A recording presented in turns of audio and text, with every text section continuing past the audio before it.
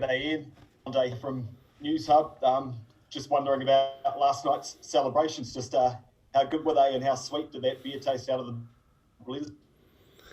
Look, it's always a good feeling, and it was particularly enjoyable to see some of our newer players celebrating around the cup and to see what it meant to them. But no, it was a great team time. Without families over here, it was basically the team in the team room and some music and lots of laughter. So good times.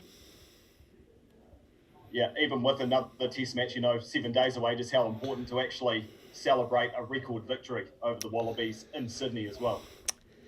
Yeah, like I think we spoke about before the test, didn't we? The opportunity to win and lift this trophy on Aussie soil was pretty meaningful for us because there was no one in this group that had done that. All our deciding games previously had been in New Zealand, so it was a really cool feeling to be able to do that and to achieve something. And I think sometimes in this business it's easy to move on very, very quickly, and clearly we can't afford to stay in this spot for too long. But I think it was important that the team just sat still for a minute and reflected on the work that they'd put into it. It didn't happen by chance. There was a lot of hard work that the players put in, and they deserve a lot of credit for that. And can you contrast your own, personal feelings from now compared to a week ago after that draw in Wellington? Can I contrast? No, I'm a coach. I always worry about everything. So I enjoy the moment, and then unfortunately I move very quickly into the next one. So don't have the luxury to stay in the here and now for too long. But it's a group that we've got a plan in place, and we're just moving in the right direction, and that's all I can ask for. I guess you're not surprised then in how far the team has come over those 3 weeks? Well, it's certainly been our goal to make sure we improve and get better, and the fact that we're doing that is really pleasing. The fact we're doing that and bringing some new players through and some new combinations, that's also a bonus for us. So, there's some positive things, and it's, we'll enjoy the moment clearly, but it's we also know in this business you do actually have to move on because we know what's going to happen next week, and the Wallabies are going to come back twice as hard, and they're going to be hurt, and they're going to need to respond. So we know that's pretty obvious, but the thing you don't often get in this business is a chance just to sit down and reflect. And Sunday in Sydney, it's raining outside, and it is nice to have a little bit of a switch off day. Just finally from me, Sam Cane and his injury from last night, is that anything to worry about? And there are any other injury or even suspension concerns? Sam's fine. I haven't had the full medical report yet, but I think we've come through pretty well, and I'm not sure why you'd use the word suspension concerns, but I think we're pretty good, unless you know something that I don't. No, I don't. Cheers, mate. Cheers. Ian, Abby Wilson here from One News. Hey, Abby. While you're talking about how you guys are reflecting and the celebrations and things, during last night's press conference, you sort of made it clear how you could sense the Wallabies be hurting and just how tough this result would be for them. Have you had any contact with Dave Rennie? Have you seen him? Have you said anything to him? Because obviously coaches, you understand the highs and lows, and him being a Kiwi. Has there been any chat since then? Yeah, well, we went in the shed and we've had a beer together after each test in the sheds, and I think that's we both kind of believe in the values of the game, and that you spend a bit of time up post game, so that's been pretty special. And yeah, it's that's the business, but he's an experienced campaigner, and I know he'll be doing everything he can to get his Wallabies team going, and right now I probably don't spend too much energy thinking on how he's feeling. But I fully understand what it's like, and I know he'll be working hard, and that's the name of the business. We just got to make sure that we make sure that we reset our own standards and levels, and we aspire to them this week. And so, in reality, this next week's going to be business as normal in terms of there's going to be a test match at the end. If we don't front up, we're going to get hurt. When you do see him in the sheds after a game like last night, what was the first thing you said, though? G'day. I'm trying to figure out whether he's speaking Kiwi or Australian at the moment, so I went with "G'day, mate," and that went down pretty good. But look, he's hurting, and you don't say too much. You just we all know what people are going, what the feelings are like, and so I think sometimes it's just being there and having a bit of a yarn about life, and that's all you can do. So there's always a sense of support for each other, but reality is you head off into your own space very, very quickly, and you do the job that we're meant to do, which is to get the best out of this All Black team, and that's what I'm spending all my time focusing on. Part of that focus, I guess, someone like Richie Mo'unga last night was outstanding. You sort of spoke about how you thought it was the best game management game you'd seen from him for you guys. I don't know if you've had a chance to look back a bit, but what particularly were you impressed by last night from Richie? Oh, look, I think game management, when I use that term, it's just about all the micro decisions that you make at a game, and I think what I like the most is that, we haven't been a great team in the wet in the last couple of years, and we've often tried to overplay our hand, and generally we're a ball in hand team that likes to do things, and we like to attack and be clever, and sometimes that can expose you in wet conditions. And I thought he played a really sensible game, I'm not trying to downplay his game, but he made some obvious calls. He was, we put a lot of pressure on the people around him to be really good communicators to him. So the likes of Jack Goodhue, Anton and Bodie and Aaron Smith, they all played a big part of that. And when they play their part, he's able to do what he's good at when he sees things. And he backed himself in a couple of intuitive moments, and they came off. But he also put his foot to the ball, when he needed to, and he had that kicking control, which is, I guess, I've been a work on for him. And when you look ahead to next week, do you look to try and blood a few more of those new players, or do you try and keep it pretty consistent? How do you juggle that sort of balancing act now that Bledisloe is locked away? Yeah, Liam, we think about those two things, really. It's now that we've been able to tick the box of that goal that we wanted of locking the cup away. Now we've got to reset ourselves and say, okay, well, where does the next week or two fit in? And clearly we've got a Tri-Nations Championship that we're part of, and we can now really focus on that. And clearly this next game is going to be a pretty important one if we want to have serious ideas of winning that trophy. So it's a big game from the Tri-Nations perspective, and how we tally that up with the energy of the squad, how we come through the next few days, how we mentally come down and from this game to make sure that we're really sharp for Brisbane. They're all the variables we consider, and plus the fact, I guess, we've been delighted with the training of the whole squad. Like the work done by the non-23 during the last 2 test weeks has been outstanding, as good as I've seen it. They've brought a lot of intensity, and they show that they've not only doing their job for the starting 23, but they've also been putting their hand up for selection. So we've got some serious issues here to think through. Ian Lachlan here from News Talk ZB Sport. Perhaps this is a bit of a premature question, but you've obviously been involved in the All Blacks for some time now. But in terms of last night's performance, is that, I guess, your coaching career highlight? I mean, given you've got control of the team now, it'd be certainly up there, I assume. Yeah, I haven't thought of that, to be honest, Lachlan. It's I think you get many highlights, and when I look at my time in the All Blacks, there's been a whole lot of highlights, a whole lot of very special games, and this certainly ranks up there. And I think what I've enjoyed about this one is that we had a bit of adversity to fight through at the start. We didn't start as well as we wanted in this series, but we've shown that we've been able to deal with the pressure and and figure out a way that we can actually, deal with what the Wallabies have been doing and still put our mark on the game. So I've been really pleased with the problem solving and the growth of this one, and then to produce that performance is pretty special. And so yeah, it certainly ranks up there, but I might need a bit more time to reflect on that question. Fair enough.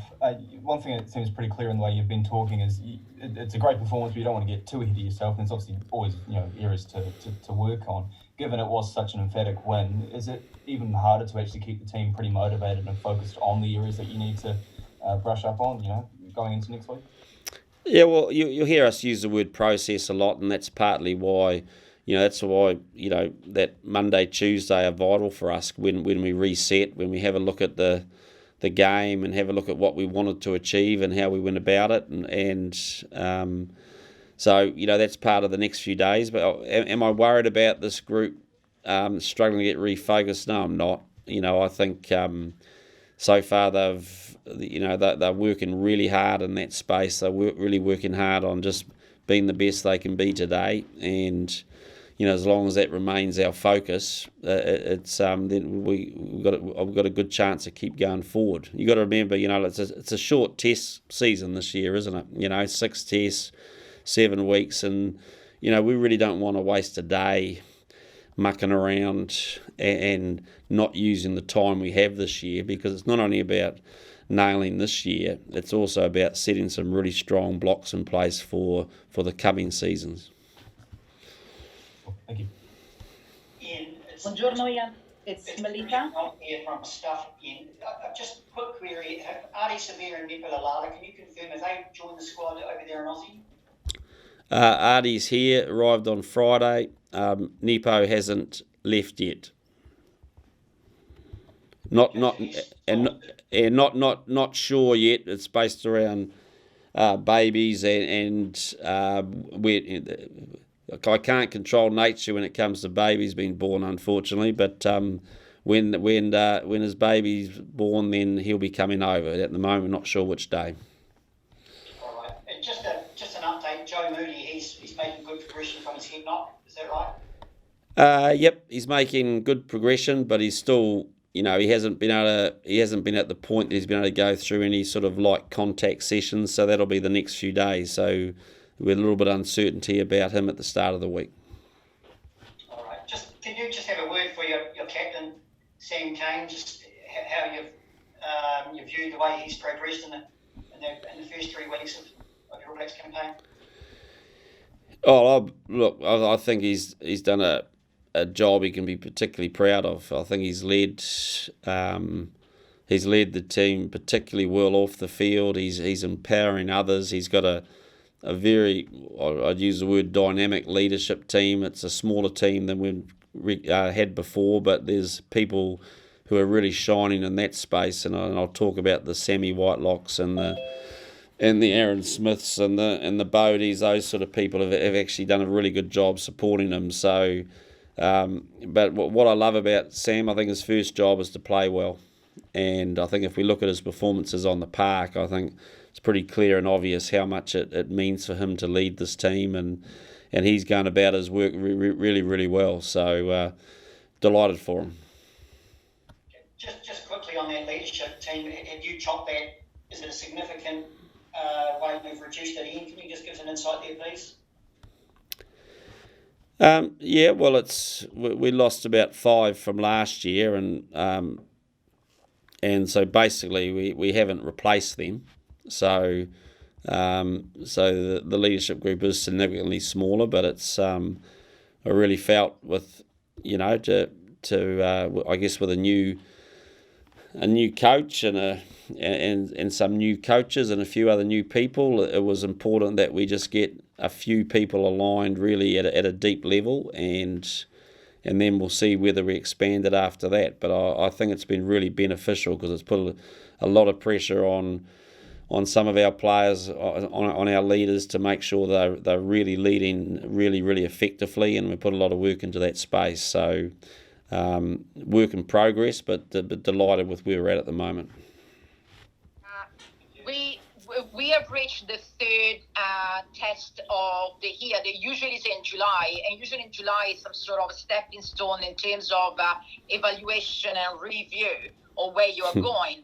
My question is more about the coaching staff. You have all new people on board this year, and I would like to know what is the evaluation that you have done towards the dynamics of you and the three guys on board, and what are the things that they are working at the moment? So what are the things that you think you still should work on moving forward into the transitions as a coaching group? Yep. Okay. Thank you, Melita. Yeah, I think we haven't sat down and had a formal review, but if you look at the group, it's certainly I think we've made some really good progress with the coaches. We've got 3 new coaches to the All Blacks, and 2 of those, like if you look at the likes of John Plumtree, very experienced, come in, and I think between him and Greg Feek, we've really looked a lot at our forward play, at our set piece play, about how we can grow where we're at, and I think we're making some really strong focus of that, and we're getting some good results from it. There's a lot of buy-in from the forwards about, really working hard on set piece and how we go about our breakdown work, and I think that focus is paying dividends at the moment. So delighted with that. With Brad's come in, and I'm really enjoying his input. Yeah, he's got some really sound ideas. He's always looking for ways that we can improve stuff, and so he's settling in really, really well. And I think Scott McLeod is just continuing to grow as a defence coach, and has been with us a couple of years, but I think he's still he's getting great buy-in from the players. They're loving the way he's going about it, and he's really trying to grow some aspects of our defence to get us I guess a little bit more physical in that space. And so, we're putting it together. It's getting there. Delighted with the attitudes. The work ethic's been great, but it's something that we just got to keep on moving. Another question is a little bit of towards a big picture of the entire All Blacks and the way they play. It was clear last night that some of the combinations, especially in attack, for example, the Mo'unga, Jordie Barrett and Gordon Barrett, were working extremely well. I wonder how much you might miss not playing against South Africa this year, for the simple reason that the style of playing is so different, and they can offer such different defensive patterns and style that can test the team in the attacking way, in the attacking strategy, in a different way, that you can have a better picture of where you guys stand. I understand what I'm talking about? Yeah, look, I think there's certainly positives when you're playing a whole variety of different countries, because you get tested, and I certainly agree with your point.